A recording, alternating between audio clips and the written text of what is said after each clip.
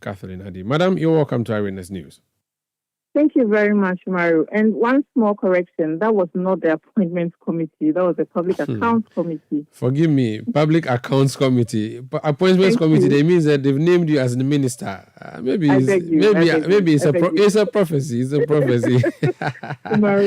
So I will not apologize. This one, I will not apologize for this mistake. But anyway, apologies still for the wrong designation. First of all, I know that the Accounts Committee would work on what the Auditor General has said about an entity, and then you would come through and then respond to questions. So that was the main reason you went there, not to talk about your accommodation. So let's talk about first the things that the Auditor General may have said, for which reason you were invited to come and respond. Sure. We were invited for two minor infractions. One was had to do with somebody who had been overpaid a salary, but we had retrieved that money before last year. In fact, that money was retrieved last year. And the second one had to do, and that was about 30,000 cedis. And the second one had to do with forget now, but something similar. But that also had been retrieved. And the audit service confirmed that we had retrieved all the money concerned. And so there was no issue in terms of the actual infractions that took us to task today. So the auditors came and noticed this. Did they alert you at the time they were compiling their reports about what they observed and made you respond? Yes, we did all of that. In fact, we rectified all of this we rectified one in 2022 and one in 2023, long before this setting of tax. But why do you have double salary issues on two occasions? It wasn't double salary. It was overpayment. No. He had gone on study leave and had to come back and serve his bond, right? And then before he finished serving his bond, he left the commission to go and work somewhere else. So he owed us the amount of the bond, and that is what he paid back. Okay, so this person was made to pay back, and so that's a clarity you went to give. Yes. Then how come you also ended up talking about accommodation? Accommodation for officers at work. Because the MP for Tamale Central, Murtala Mohammed. Murtala Mohammed, the MP for Tamale Central, had a public interest question about our accommodation because the issue had come up in parliamentary circles that we needed a space, and EC had refused to open up some of the offices for us to use, including some of the joint spaces that we shared on the premises, with the saying that they needed to store their things there. But, they've just got a brand new building. So, this has been going back and forth. So it was in parliamentary circles. The issue was in parliamentary circles. So he decided to bring it up as he asked permission from the chairman to bring this up as a public interest question and ask whether that issue had been resolved.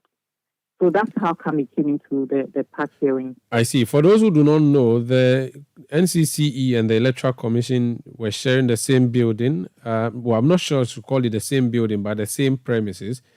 And I must say that it's a very ugly, dilapidated looking building. Apologies to you for that. So the idea is that now the Electoral Commission has its own head office, and the EC has moved from the premises that you were sharing together. What were some of the facilities you were sharing? Were you sharing conference halls, or what kind of things were you sharing? We were sharing two conference rooms, a bigger one and a smaller one. And the bigger one, they locked up the conference room. They said they were storing their things there, and they locked it up. So, and they were still sharing the smaller one up there with us, even though they have moved to their head office. The rest were just offices, if you come to our office, you see that the staff are cramped into really small spaces. And so we had agreed that logically, once they move out, they will free up some of the other offices for us to use. But that didn't quite work out. And that's what the honorable member brought up today. I know you also share a car park and several other ancillary services. Yes. So it means they still come to use the conference room at your place? Well, they haven't moved out completely, as I was saying, because they bring things. Actually, though, I can't speak for the EC, but from what I see, they bring things to store and then they come and take some of the things out. And so they haven't moved from the premises 100%. And nobody's saying that anybody should move from anywhere. These properties are state properties, you understand? So it doesn't actually belong to one person or the other, or one institution or the other. The only thing was that we thought that the right thing to do once they were moving from the premises was to free up some of the spaces for my staff to also sit comfortably to work. So that's the thing. But for the rest of the premises, and in any case, EC has a greater part of the premises. They have one whole complex occupied mostly by just the EC, and then there's this one building where it's sort of NCCE occupies some of the. I keep trying to say classrooms. Some of the offices. Well, your offices actually look like classrooms, so you are forgiven. Yes, they do, don't they? No, they do. Some are more cramped than the most cramped classrooms that you find anywhere.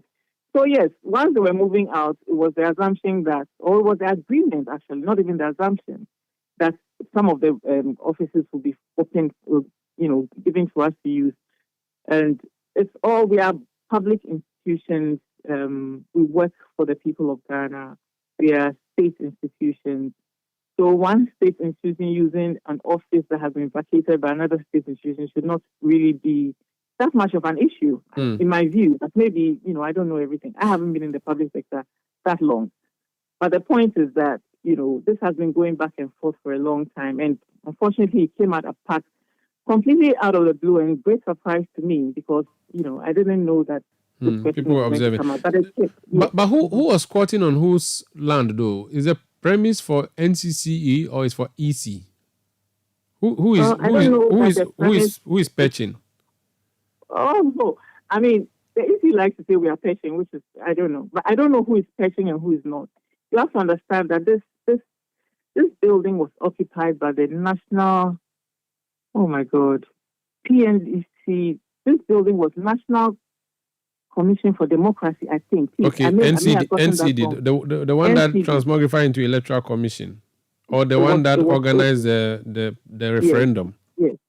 But that institution became the EC and the NCCE, not just the EC.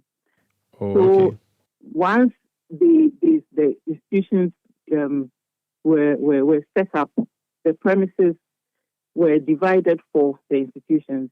That building, the offices were shared for the institutions.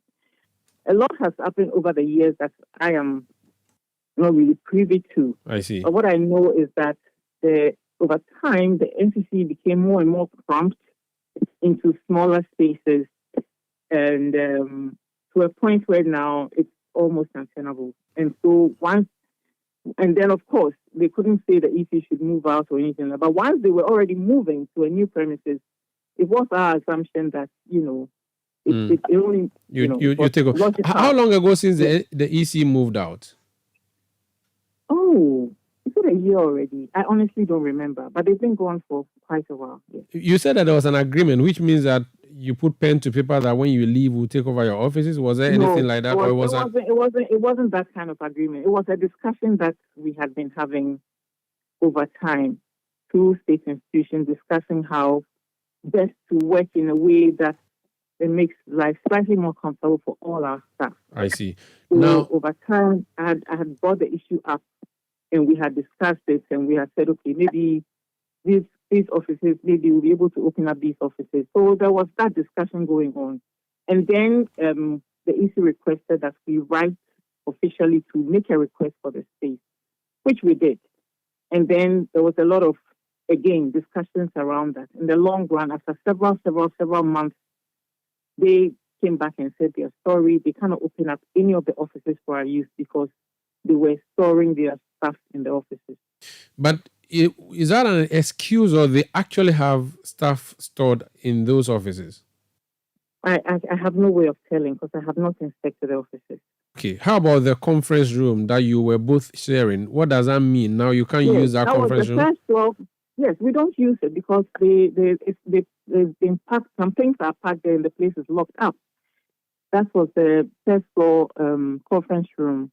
The second floor conference room which we still use, but the EC comes to use it sometimes for some of their activities as well, away from their new building to this one. But that's okay. But the other one in the middle, the first floor, which is the bigger conference room where you can have bigger meetings and all of that, that one we have packed some things there and locked up. Who is your supervising ministry so you can go and complain to them? NCCE is an independent government institution. We don't have a supervisory ministry. We are one of 4 independent institutions created by the Constitution. The others are the EC, the Media Commission, and the Human Rights and Administrative Justice Shrug. So what can you do now? Who can you cry to now? That's what I'm just trying to see if we can find your father and go and call your father and say your child is crying. Because this doesn't sound and to be honest, as a member of the Civic Education Club, being interested in the National Commission for Civic Education, I do know, way back from my days when I was in Damascus, we used to come to the NCCE offices. It didn't look nice, and it's still the same thing that is there now. And even NCCE in the various districts underfunded, your vehicles are poor, and yet we are in a very major election. You are expected to do a lot of advocacy, a lot of education and campaigns. And yet you are not being given these resources that you need. So who can we cry to? Should we go to Jubilee House and tell them that the NCC needs support, give them? Where can we solve this from? That's what I'm trying to see. Or would you call Jean Mensah and say, hey, after all, you guys used to work together. You were at CDD, she was at IEA. Would you call her up for some coffee or some dinner and say, baby girl, I need this your space. Open it up for me. Let me use it. How do you reckon we can deal with this? Mara, did you just say baby girl? I'm sure that's how you people call each other. So, okay. Well, I mean, like I said, it wasn't planned today for this issue to come up because it's something that we are still discussing. Can you hear me? I'm listening to you, yes.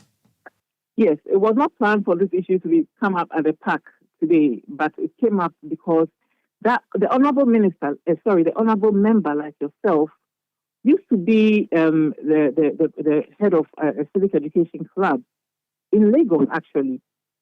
I was just telling him how we just relaunched the University of Ghana Civic Education Club in December. We're in the process of reviving all the civic education clubs, and so that's ongoing. But that was what motivated him. That was his interest because he too, like yourself, understand how the civic education clubs had contributed to the man that he is today. In terms of the issue coming up, like I said, it wasn't planned. So it's not as if we don't talk to the EC. We are still discussing how to resolve this thing. And that is ongoing. I just didn't expect it to come up. It's just that once it's come up and the questions are asked, I have to answer them. Very well. We wish you all the best, and we pray that Madam Jean Mensah will be listening tonight and tell her officers to go open up that space and then give you some more room so that you can operate and maneuver. Thank you for speaking to us. It is my hope and prayer as well. Thank you so much, Maru. Very much appreciated. That's Kathleen Addy. She is the head of the National Commission for Civic Education. She's